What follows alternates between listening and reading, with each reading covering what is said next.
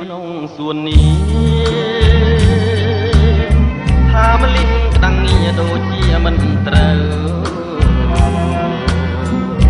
ល្អទាំងសំផងផ្លែផ្លិនក្រអៅរីករះក្បែរផ្លូវរំសាយកែសា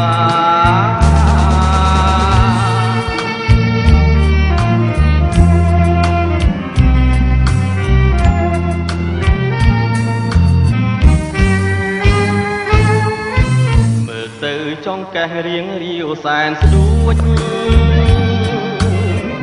សដន់ក្បំតូចមករៀមដូចបនឡាចិញ្ចាមូលខ្វងសំទ្រង់នេត្រា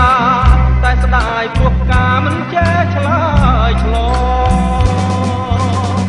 រូបខ្ញុំជាស្រីពេញវ័យដោយផ្កា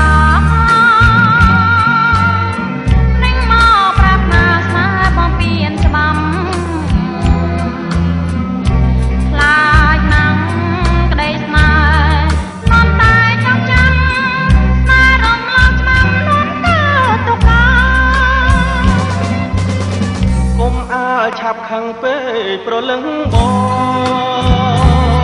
ងក៏ឆ្កងតិចតួចក៏សូមមេត្តាណែប្រងកំហូចសុំចេញតែថាបងមិនឧស្សាហ៍បោកជីវ៉ាទេជាតិនេះបងប្រាថ្នាតែកល្យាទោះបីខ្សែប្រានក៏បងមិនស្ដាយ